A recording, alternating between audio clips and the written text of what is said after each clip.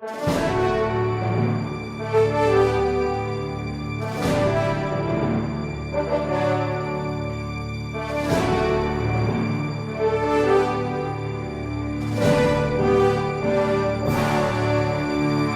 nome do Pai, e do Filho, e do Espírito Santo. Amém. Inspirai, ó Senhor, as nossas ações e ajudai-nos a realizá-las, para que em vós comece e para vós termine tudo aquilo que fizermos, por Cristo, Senhor nosso. Amém. Santa Maria, Mãe de Deus, rogai por nós em nome do Pai, e do Filho, e do Espírito Santo. Amém. Então, boa noite a todos vocês.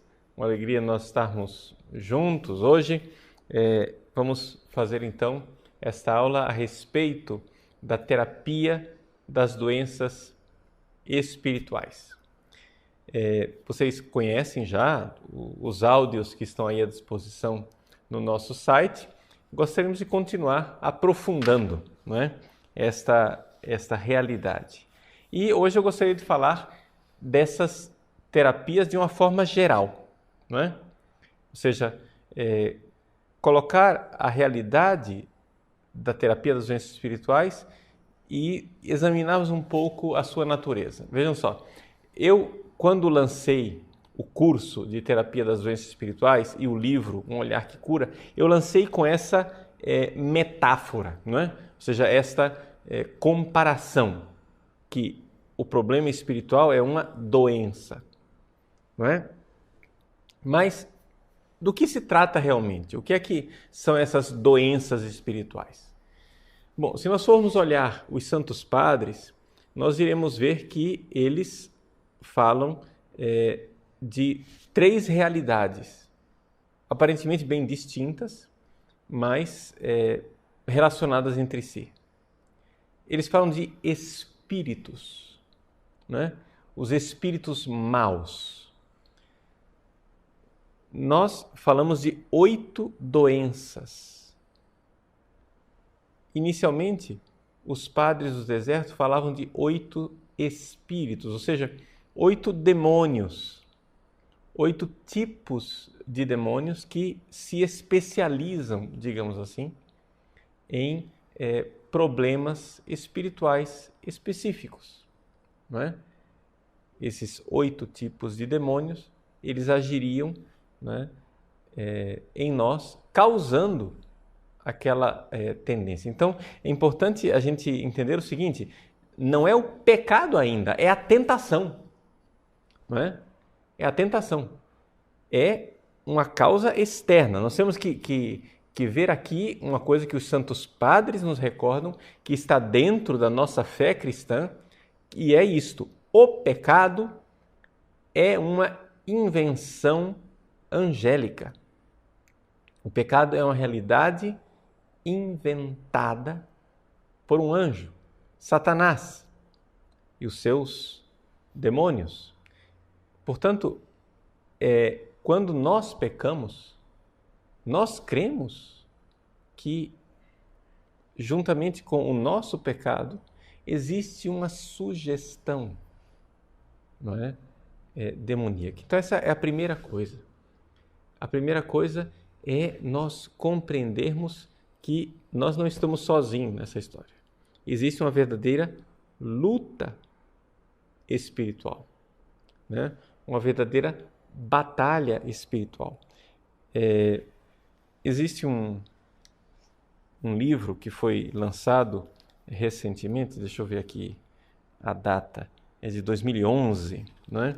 Do Enzo Bianchi, chamado Una lotta per la vita, que trata exatamente dessa história da luta espiritual, não é?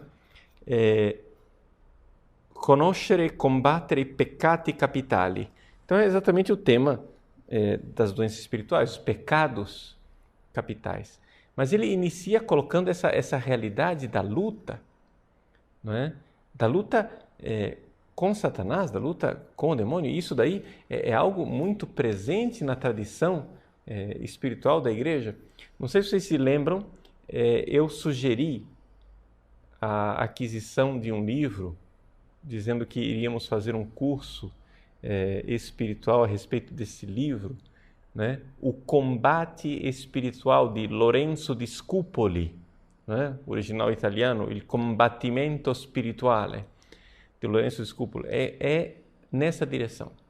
A vida espiritual nossa é um combate, é uma luta. E nós perdemos essa tradição, nós perdemos essa noção, né, de que nós estamos nesse mundo numa luta. Nós estamos nesse mundo e que a nossa luta não é contra a carne, contra o sangue, mas é contra os espíritos espalhados pelos ares. Portanto, existem demônios que se especializam, por alguma razão, em alguma área da nossa vida. E eles nos tentam.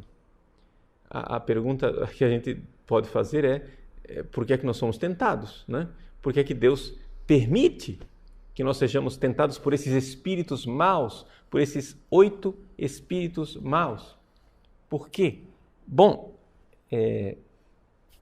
a explicação, a resposta verdadeira está nos mistérios de Deus, da sua providência. Mas nós sabemos que Deus não permitiria o mal se desse mal Ele não pudesse tirar um bem maior. Então, isso quer dizer o seguinte, que se nós somos tentados, é porque isso é a melhor coisa que podia acontecer conosco, não é? Para a nossa salvação. A Imitação de Cristo, né, que é um livrinho que muitos de vocês conhecem, a Imitação de Cristo diz assim, que a tentação, né, é aquilo que justifica o homem. Ou seja, o homem tentado, ele que vence a tentação, ali é que existe uma verdadeira justificação. E isso, a Imitação de Cristo, coloca isso no século XV, né? É um período já de devoção moderna, mas se vocês forem ver, lá atrás, nos padres do deserto, já existem ditos, né, esses apotegmas, não sei se vocês já ouviram falar, são pequenas frases, né? Essa palavra apotegma vem do grego apoftegma. Os apotegmas dos santos padres do deserto, essas pequenas frases, são pequenas frases pedagógicas. Existe uma frase que diz assim, sem a tentação, nenhum homem poderia ser salvo. Então, existe essa coisa de que a luta é realmente para nós a ocasião de mostrarmos o nosso amor por Deus. Se Deus permite, nós não sabemos exatamente por que Deus permite, mas se Ele permite, Ele quer tirar algo extraordinariamente bom dessa história toda. E é para nós a oportunidade de mostrarmos o nosso amor por Ele. Então, gente, vamos, primeira coisa, né, colocar na nossa cabeça e no nosso coração o fato de que nós estamos numa luta. Não estou dizendo isso para vocês viverem uma paranoia, viverem agora vendo demônios em todos os lugares, nada disso. Quando um médico chega e avisa aos seus pacientes que existem bactérias em todos os lugares, ele não faz isso para você ficar paranoico, mas ele faz isso para você saber, olha, você, né, já está com essa idade que você tem, né? Eu estou com 45 anos, vou fazer 45 anos amanhã, hein? Amanhã é meu aniversário, né? Rezem por mim. Bom, eu estou com 45 anos, faz 45 anos que eu convivo com as bactérias. Até agora elas não me mataram. Já lutamos bastante, né? Mas nem por isso, isso não é uma paranoia, um problema. A gente convive sabendo que deve lutar e que pode sim vencer. Então também os demônios. Deus não me permitiria tentações maiores do que a sua graça. Se Deus permite a tentação, a graça dele sustenta as nossas forças nessa luta. A gente tem uma famosa história de Santo Antão, né, do deserto. Santo Antão estava lutando com o demônio e clamando a misericórdia de Jesus, pedindo que Jesus viesse salvá-lo, viesse ajudá-lo. Senhor, misericórdia, vinde meu auxílio. Deus, vinde meu auxílio. E lutando com o demônio. Quando ele finalmente derrotou o demônio, que o demônio foi embora, Jesus apareceu. E então reclamou, disse: Senhor, como é possível? Eu esse tempo todo aqui lutando, clamei por vós e vós não viestes? E Jesus então respondeu para Antão: Antão, eu estava aqui o tempo todo, mas eu queria te ver lutar. Eu queria te ver lutar. Então esta luta. Então isso deve ser para nós razão de contentamento, de nós sabermos que se podemos lutar para mostrar o nosso amor por Deus. Agora, o fato seguinte é que o demônio nos seduziu, nós caímos, tivemos o pecado original, então ficaram marcas em nós. Essas marcas que ficaram em nós, elas podem ser vistas como sendo realmente pensamentos. Os santos padres usam essa palavra, logismos. Então a primeira palavra que eles usam para dizer são espíritos maus, né? Pneuma é um espírito mau. Segunda, logismos. Um logismos é um pensamento. Logos, né? Razão, palavra. Logismos é um pensamento, é um jeito de pensar. Então, aqui nós estamos vendo como os santos padres eram grandes psicólogos, né? Grandes psicólogos. Eles viam que os demônios agem, sim, mas eles geram em nós algo que é bem nosso, é bem humano, são os pensamentos. Então, quando nós nos confessamos de maus pensamentos, de uma forma geral, a gente pensa o quê? Tive maus pensamentos. Quando a gente ouve isso no confessionário, a primeira coisa que um padre pensa é o quê? Que essa pessoa está se confessando de pecados contra o 9º mandamento, né? Desejar a mulher do próximo. Maus pensamentos, pensamentos eróticos, pensamentos pornográficos. Mas esses pensamentos que os santos padres falam não são somente pensamentos contra o 6º e o 9º mandamento, mas são os 8 pensamentos, porque tudo nasce no pensamento. E isso é importantíssimo. Nós saímos dos anjos, não é? Então desce um pouco mais, venha para a razão do homem. É sempre na alma, sempre na nossa alma. Mas aqui nós estamos na base dos pensamentos. Veja, gente, o que peca em nós não é o corpo, o que peca é a alma. As pessoas, não sei que ideia que as pessoas têm de achar que quem peca é a carne, quem peca é o corpo. Não, quem peca não é o corpo. Quem peca é a sua alma. É a alma quem peca. Com a cooperação do corpo, mas é ela quem peca. Veja, por exemplo, Santo Agostinho fala com toda clareza, não existe muita diferença física entre um ato conjugal, né, uma relação sexual dentro do santo matrimônio de um casal e um ato sexual adulterino com uma prostituta. Não é?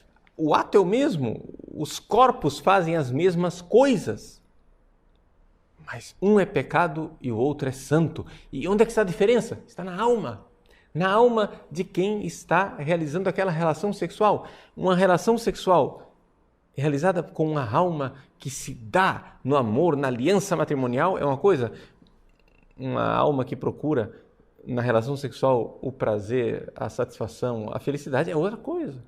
Então quem peca é a alma. Então são os pensamentos. Veja, aqui é interessante isso.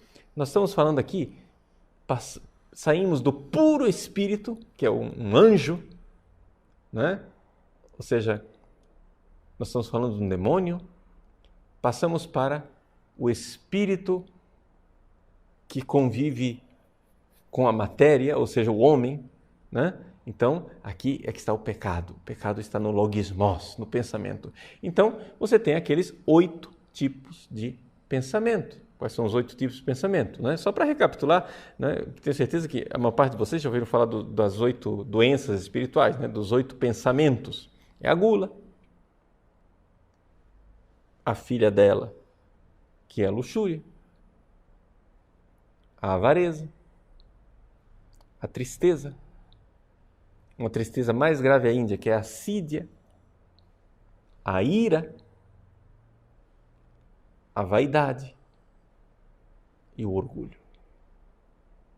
Esses são os 8 logismoi, os 8 pensamentos, né? Distorcidos, jeitos de pensar. Então, aqui muitas vezes o combate espiritual é um combate realmente no nível dos pensamentos, das intenções. Isso é uma coisa que as pessoas não se dão conta. Quando a gente passa aquela primeira conversão de deixar as coisas os pecados mais rudes, mais rudimentares, ali é que começa o verdadeiro combate de nós fazermos as coisas certas pelas razões certas. Isso é a coisa mais difícil. A purificação das intenções, esse combate espiritual interno que está dentro de nós. Bom, nós vimos que as doenças espirituais são chamadas pelos Santos Padres de espíritos, porque eles reconhecem que existe ali uma ação tentadora demoníaca. Segundo, pensamentos, porque eles reconhecem que existe ali o fato de que é na parte espiritual do homem que se dá o pecado. Mas existe uma terceira forma de falar a respeito dessas doenças espirituais, que são as paixões, não é? Pathos, uma paixão num sentido negativo, tá? Existem 2 formas de se usar a palavra paixão, uma palavra neutra, né? Que são as energias básicas do ser humano, e as paixões no sentido de vícios, não é? Por quê? Porque aqui, então, existe essa realidade de que eu fui atacado pelo demônio. Qual é o mecanismo através do qual a coisa funciona? Existe aquele ataque do demônio, aquela sugestão, não é? A tentação, aquele pensamento que me vem, pac. Esse pensamento, eu posso começar a dialogar com ele, né? Então, vamos supor, eu já estou satisfeito, comi o suficiente, mas eu olho para aquele doce e vem aquela sugestão: por que você não come esse doce? Você pode acabar a tentação por aí dizendo: não, é sexta-feira, estou fazendo penitência, Jesus recebe, né, esse doce. Eu ofereço para você, não vou comer. Acabou. Acabou no primeiro estágio. Mas pode acontecer que você passe para o segundo estágio, que é o diálogo, não é? Você começa a dizer: não, mas veja, eu já fiz jejum na semana passada, eu também não posso exagerar, porque afinal das contas a saúde, né? Eu preciso de um pouco de glicose, todo mundo. Depois, se eu comer, eu vou poder trabalhar melhor, porque aí eu vou servir a Deus com essa energia que está ali. Aí você começou a dialogar com a tentação. Começou a dialogar com ela e tudo bem. Assim você já deu um segundo passo no pecado. Terceiro passo no pecado é quando você consente. Você estava no diálogo, agora você consente. Então, você vai lá e diz: não, eu vou comer. E você come uma vez. Mas se isso começa a se repetir e vira um vício, o cachimbo que entorta a boca, aquele negócio vicia você, você passa para uma quarta fase, que é a fase da paixão propriamente dita. Ou seja, os padres reconhecem também nas doenças espirituais um vício moral, uma realidade que você é causada por você mesmo, não é? Então vejam, as três realidades: o demônio, não é? Depois, as tendências vindas do pecado original, e terceira, a realidade dos seus próprios pecados. Você fez, você se viciou, você foi se enredando, você foi se algemando, foi colocando grilhões que escravizaram você naquele pecado. Então, vejam como houve uma progressão. Então, aqui são as lições que a gente tira somente de olhar para as três formas como os padres designam as doenças espirituais. Eu, quando lancei pela primeira vez o curso, né, quis dar o nome de doenças espirituais, porque é uma metáfora. Para quê? Para não assustar o freguês, né, logo de início. Mas devido ao sucesso que tudo isso fez, graças a Deus, as pessoas começaram a estudar, começaram a ver. Agora nós podemos já mostrar que existem outros nomes. Os outros nomes dessas doenças espirituais são espíritos maus, ou pensamentos maus, ou então paixões desordenadas, né? Essas três realidades, que estão lá nos padres gregos, sobretudo, entre os padres ocidentais, são chamados de pecados capitais, né? Pecado capital, porque tem nada a ver com dinheiro, né? Pecado capital, porque são pecados que geram pecado. Veja, a palavra pecado capital, ela não é usada no sentido próprio da palavra pecado. Todo pecado é pecado pessoal, ok? Então você vai lá, se confessa, o padre perdoa seu pecado, então aquele pecado pessoal foi embora, sumiu. Mas o pecado capital pode continuar em você, né? Então a gente vê que a palavra pecado, ela é usada de três formas diferentes, basicamente, né? Existe o pecado original, que em si não é um pecado, o pecado originante lá de Adão e Eva foi um pecado deles lá, mas aquilo era pecado pessoal de Adão e Eva. Mas as consequências que ficaram em nós, ou seja, essa tendência, essa coisa que está em nós, essa doença, essa disfunção, essa lei da gravidade que nos puxa para o pecado, isso aí é chamado de pecado original. Porém, não é um pecado, é uma situação de natureza decaída. Não é, a palavra pecado aqui não é usada no seu sentido próprio. Existe a palavra pecado no sentido próprio, que é o meu pecado pessoal, quando eu faço a coisa que eu consenti, sabendo que era pecado e querendo pecar, eu pequei, pronto, aí aconteceu o pecado. E existe uma terceira forma de usar a palavra pecado, que é a história do pecado capital. O pecado capital não é pecado no sentido próprio da palavra. O pecado capital é uma tendência, né? O pecado capital, ele provém do pecado e conduz ao pecado, mas ele em si não é um pecado, ele é uma doença. Pode-se usar essa comparação, né? Ele é uma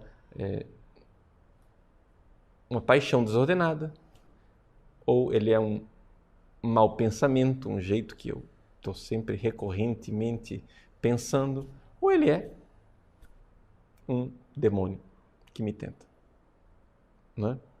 Então, aqui nós temos essas três formas de se falar do pecado. Bom, acho que já falamos bastante coisa, porém eu gostaria de dar um passozinho a mais para nós vermos a partir das Sagradas Escrituras como é que estes pecados foram gerados e como é que Jesus combateu espiritualmente tudo isso. Vocês se lembram, quem tem o Olhar que Cura e leu o livro Olhar que Cura, se lembra que eu falo das tentações de Cristo no deserto, não é?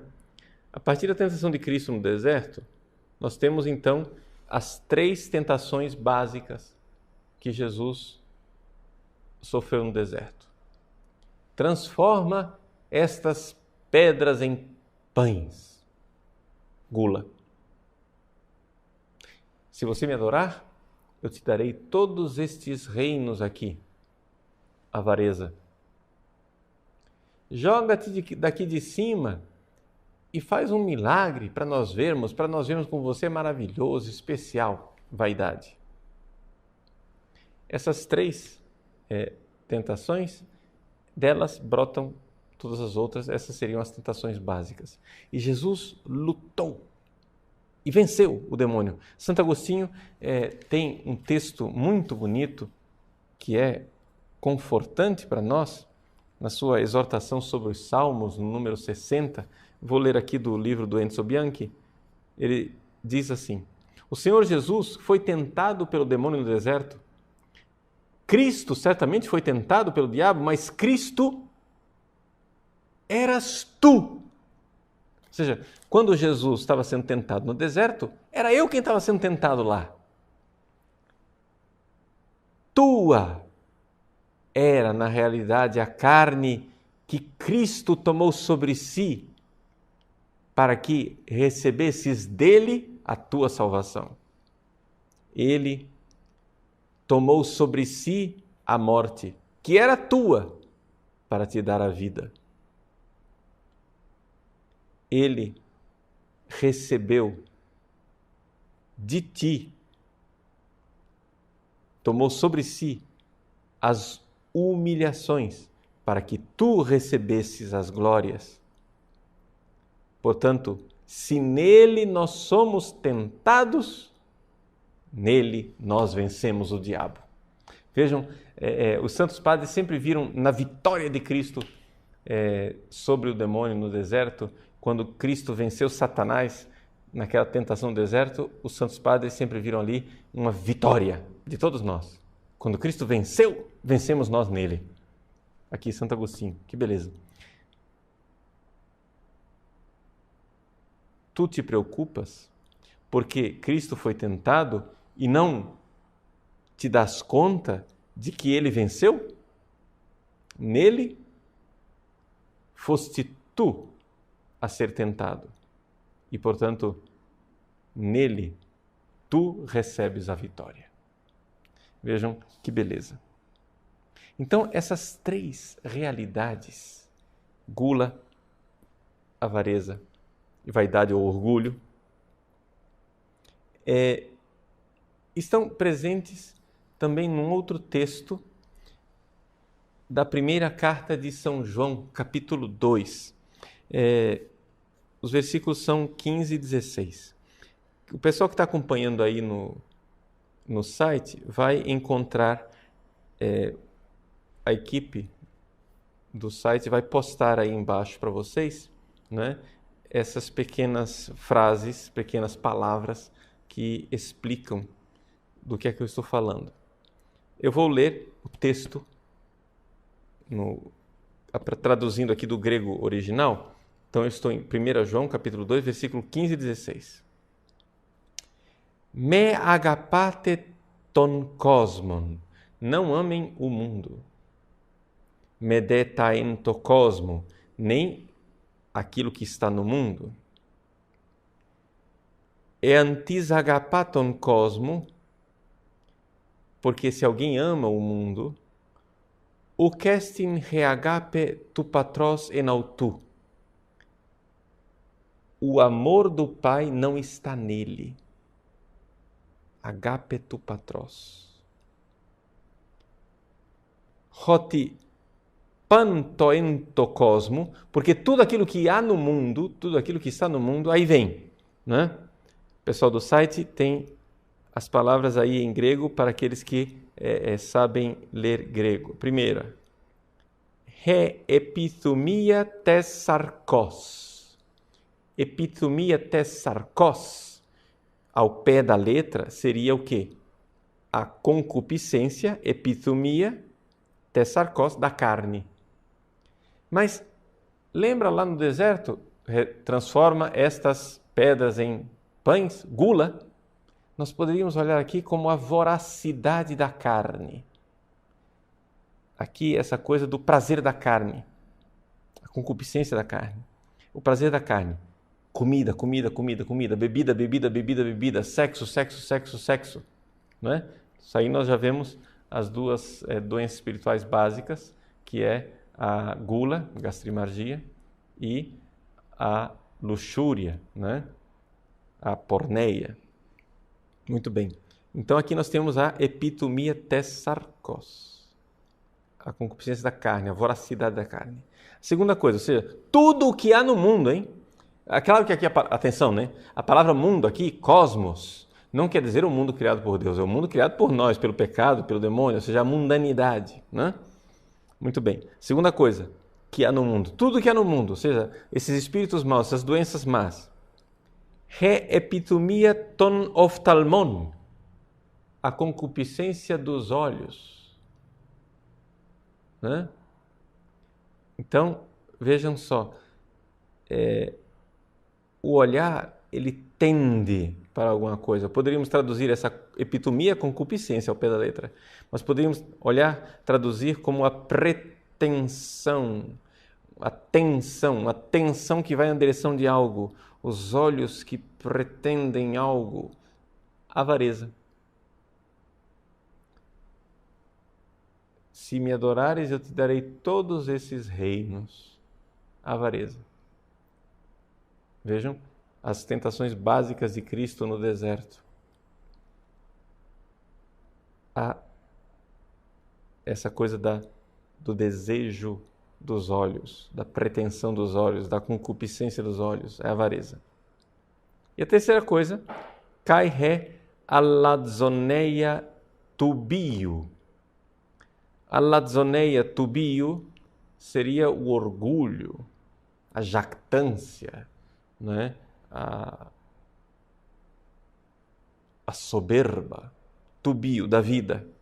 Soberba da vida é aquela atitude, né, que o demônio tentou Jesus no deserto, sobe ali, mostra que você é o poderoso, que você é o tal, que você é o cara, né? Mostra que você é o cara. Nós vemos aqui então as três grandes libidos, né? Em latim, a libido amandi, é uma libido erótica, a libido da carne, ou seja, a libido de comer, beber, fazer sexo, libido amandi. A segunda que nós temos é uma libido possidendi, de possuir, avareza. E a terceira libido é a libido dominandi, orgulho, né? Orgulho, libido de dominar. Essas são as três libidos que nós temos dentro de nós, que são tendências para o pecado. Como nós vamos combatê-las? Muito bem, podemos falar disso um pouquinho depois do nosso intervalo, mas eu já aceno para você. O combate, essas três realidades, nós podemos viver vivendo os três conselhos evangélicos, que é a castidade, a pobreza e a obediência. A castidade combate a libido amandi, ou seja, a epithumia tes sarkos, a concupiscência da carne, a gula, o sexo desregrado. A pobreza, ela combate a epithumia ton ophthalmon, dos olhos, a avareza, né? O olho gordo, né? Dá para você entender o que é a concupiscência dos olhos, né? Essa coisa, fulano está de olho grande, né? está com o olho gordo, está querendo. Então, essa avareza combata com a pobreza. E terceiro, né? A lazoneia tes bio, tu bio é o quê? Esse orgulho, essa libido dominante que é combatido com a obediência, a humildade de obedecer a Deus, antes de tudo, mas também aos superiores. Vamos fazer um pequeno intervalo, a gente volta depois para responder as suas perguntas, ok? Até já. Muito bem, nós retornamos, né, ao nosso curso, nossa aula de hoje a respeito das doenças espirituais. Como vocês viram, eu falei e deixei um pedacinho para depois do intervalo a respeito da pobreza, obediência e castidade. A pobreza, obediência e castidade revelam também um outro aspecto importante que eu não tinha mencionado, que é o fato de que existe um caráter idolátrico nas doenças espirituais. O caráter idolátrico quer dizer o seguinte: existe uma criatura que está no lugar de Deus. Então, quando você tem um problema de castidade, você está colocando pessoas no lugar de Deus, concretamente também está colocando o prazer no lugar de Deus, não é? Depois, quando você tem o problema da avareza, você está colocando coisas no lugar de Deus, ou seja, o ter no lugar de Deus. E finalmente, quando você tem um problema de soberba ou de vaidade, você está colocando a você mesmo no lugar de Deus, ou seja, o poder no lugar de Deus. Então, pessoas, coisas, você, o prazer, o ter e o poder. Então, aí nós temos o quadro completo, não é, daquilo que nós estávamos avaliando, e tudo isso naquele combate espiritual básico de Nosso Senhor Jesus Cristo, que é aquilo que São João dizia aqui, importante, né? Porque tudo o que há no mundo, então, assim, tudo que há no mundo é isso. Isso resume mais ou menos as doenças espirituais que depois brotam dessas três raízes. Ok, algumas perguntas básicas. A Daniela Souza pergunta assim: Padre Paulo, gostaria de saber se os ciúmes são uma espécie de doença espiritual e se existe cura para isso. Conheço pessoas que têm ciúmes do esposo, dos filhos, dos pais. Isso é uma doença espiritual? Sem dúvida nenhuma, Daniela, o ciúme é uma doença espiritual. Agora, é importante você notar o seguinte: existem os ciúmes que não são doença. Existe o ciúme bom. Deus tem ciúme de nós. Mas o ciúme bom, ele é importante a gente saber o que é o ciúme bom, porque o ciúme mau é uma distorção do ciúme bom. Não sei se dá para entender. O ciúme bom, o que é? É uma forma de zelo. E o zelo é uma manifestação do amor. Eu amo uma pessoa, por exemplo, eu sou um pai e eu sei que o meu filho, para que ele esteja bem espiritualmente, ele precisa me amar. Então, eu quero que ele me ame e que ele não me troque por outros pais mundanos que os levem para o pecado, que levem para longe de Deus, etc, etc. Então, esse ciúme é bom. Esse ciúme é bom porque está pensando assim: o que será do meu filho? O que é o ciúme mau? O ciúme mau, ele diz: o que será de mim? O que é que vai ser de mim sem o meu filho? Então veja que existe aqui uma distorção. Aquilo que é um zelo, uma preocupação com o meu filho, se torna uma preocupação comigo mesmo. Então veja, por exemplo, Deus é ciumento. Por quê? Porque ele sabe perfeitamente, essa é uma manifestação de amor, ele sabe que para o nosso bem nós precisamos amá-lo. Então quando nós trocamos Deus, o Deus verdadeiro, por um Deus falso, Deus diz: mas que loucura! Veja o que ele está fazendo. você tem que me amar. Amarás o Senhor teu Deus de todo o teu coração, toda a tua alma, toda a tua força. Deus pediu isso. Por quê? Por que esse ciúme de Deus? Por que que Deus diz, ama-me, ama-me? Porque Ele sabe que isso é o que há de melhor para nós. Isso é o nosso bem.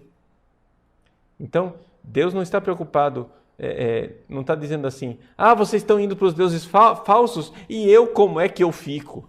Né? Não é isso que Deus está fazendo. Não, Deus não está preocupado, e eu como é que eu fico?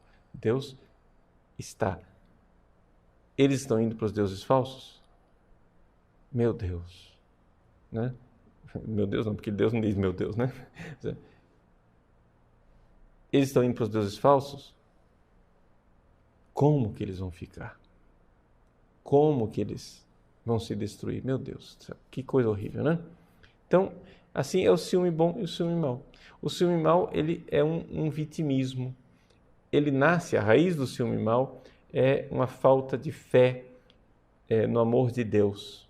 Por quê? Porque a pessoa não crê que ela é amada, que ela vale a pena de ser amada e que ela tem uma função de ser um dom, um presente para os outros. Fica insegura e por isso fica se agarrando em muletas, não é? Adriano de Marque. Padre Paulo, a Filocalia, além de outros livros e ensinos, principalmente da Igreja do Oriente, coloca a oração contemplativa como o melhor tratamento para as doenças espirituais. O que o senhor pode dizer sobre isso? Veja, não é somente a Igreja do Oriente, não, a Igreja do Ocidente também ensina isso, né? Se você for pegar concretamente aquilo que são os ensinamentos de doutores espirituais como os monges de Cluny, Hugo de São Vítor, Ricardo de São Vítor, o próprio Santo Tomás de Aquino, né, e Companhia Limitada, todos esses doutores espirituais, eles nos ensinam, né, como é que nós podemos combater as doenças espirituais, né? Então isso tudo é também muito importante. Como? Através da contemplação. A contemplação, por exemplo, como ela é ensinada por Santa Teresa d'Ávila, por São João da Cruz, também o Ocidente conhece bem essa realidade, né? O estudo que leva à contemplação da verdade, tudo isso são coisas que realmente combatem as doenças espirituais. Por quê? Porque é a visão da verdade. Se a doença espiritual ela é uma mentira, porque o demônio é o pai da mentira, quando você contempla a verdade, é aí que você está no caminho correto, né?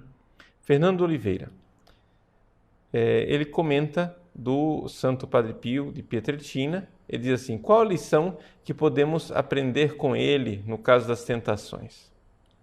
Bom, veja, o Padre Pio, é interessante, Padre Pio,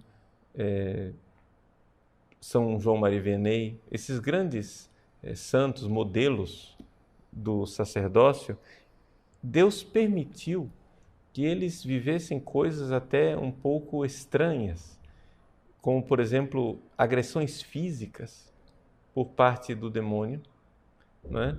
E isso daí foi vivido, né, de forma assim extraordinária por eles, não era o normal, mas quase que para dizer, vejam, eles que são sacerdotes são modelos, né, para nós, são modelos de como é que nós devemos viver nesse combate.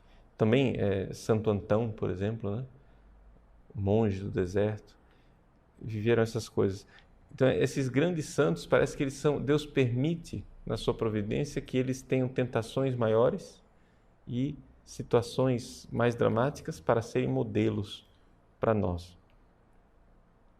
Marcos Paulos.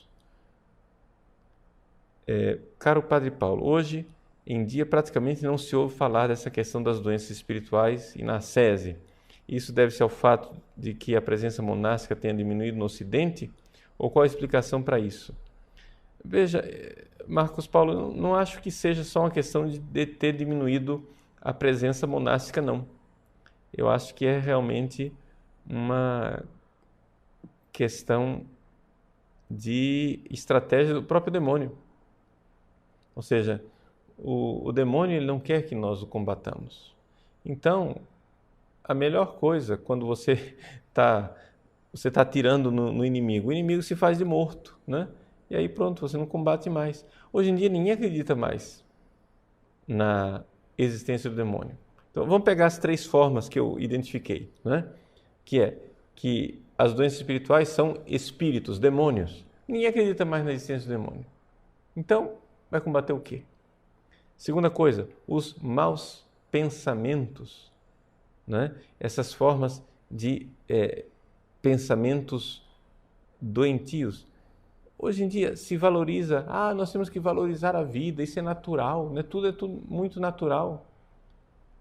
Imagina, se você tem tentações sexuais, isso é a coisa mais natural do mundo, você não pode recalcar, não pode reprimir, né?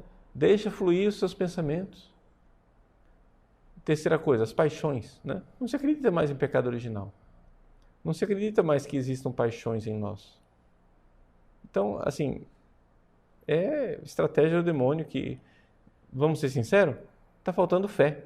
O problema, ou seja, se tivermos mais vida monástica, graças a Deus, mas eu não vejo que a questão da vida monástica seja a raiz. O fato de não termos tanta vida monástica no Ocidente é um dos sintomas da nossa doença. Nossa doença chama-se falta de fé. Se você não tem fé, você não vai se entregar à vida de monge. Se você não tem fé, você não vai combater as doenças espirituais. Então é uma falta de fé baseada no fato de que nós entramos na artimanha do demônio, né? O Marcelo Vidal, o que fazer quando a vontade de pecar contra a castidade é algo forte, um desejo implacável? Veja, Marcelo, a primeira coisa é você saber que isso chama-se mentira. O principal órgão sexual que você tem é o cérebro, né? Não adianta, o seu problema não são o seu problema é uma pessoa que tem tentações sexuais muito fortes. Seu problema não está nos órgãos genitais, seu problema está no cérebro, não é? Eu conheço, por exemplo, pessoas que têm problemas mentais, né? Eu conheço um rapaz que tem seus 30 anos de idade, né? Forte, robusto, cheio de saúde, mas tem um problema mental. E porque ele tem esse problema mental, ele não tem absolutamente nenhum problema sexual, né? Os órgãos do corpo dele funcionam todos perfeitamente, mas se o cérebro não funciona, as coisas não vão para frente. Então, a realidade você tem que lutar, né? Fazer um combate espiritual mesmo e ver que você, na verdade, não tem fé. Uma das coisas que estão na raiz dos nossos problemas espirituais, e com isso eu concluo aqui as nossas perguntas, o que está na raiz dos nossos problemas espirituais é exatamente o medo da morte. E nesse sentido, a fé na ressurreição de Cristo é que nos ajuda. Por quê? Porque você tem medo de perder essa vida. Você acha que essa vida vai ser tudo. Quando você crê realmente que existe uma vida maior e melhor com Cristo Jesus, então você está disposto, né, a lutar e a dar sua vida. Então, falta fé, né? Você precisa crer que a felicidade não está aqui. Crer que essa vida aqui é uma luta mesmo, é um combate, né? E, claro, nós vamos e podemos um dia fazer uma aula só sobre a questão da luxúria e da porneia, mas isso daí exige muito mais tempo do que essa breve resposta que eu estou dando aqui para você, tá bom? Então, eu quero agradecer a presença de todos vocês e fazer um convite a todos que não são ainda inscritos no nosso site, que se inscrevam, não é? E que façam parte dessa família, façam o seu pagamento, né? Para que a gente possa manter essa obra, esse serviço que é o site padrepaulricardo.org. Eu queria pedir também para você que para a semana que vem, né, você faça o esforço de trazer mais gente para a nossa aula, né? Vocês estão vendo aí, ó, Que beleza ver esse grupo grande na sala de aula assistindo, né? Vamos então, semana que vem, traga mais um, né? Convide mais pessoas. Vamos convidar através do Twitter, do Facebook, etc., insistir, fazer essa propaganda, esse apostolado. Gente, tem muita gente que não conhece ainda o site padrepauloricardo.org, né? Então, nós gostaríamos que essa nossa família aumentasse, né? Vamos fazer esse apostolado então, tá bom? Deus abençoe você, Deus cuide das suas necessidades e me recomendo as orações de vocês amanhã. Amanhã, dia 7 de novembro, eu completo 45 anos, né? Os anos passam também para mim, 45 anos. Peço a Deus misericórdia e perdão pelos meus pecados durante esses 45 anos de sem-vergonhice, né? E peço a Ele que me dê a conversão e a fidelidade. E um dia, se Deus quiser, a salvação eterna.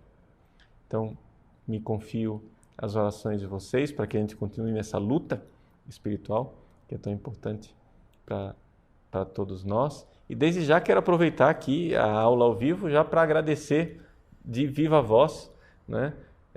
Todos os desejos e parabéns e etc., porque a gente recebe aí uma batelada de cartas e de e-mails falando, desejando, não dá para responder a todos individualmente.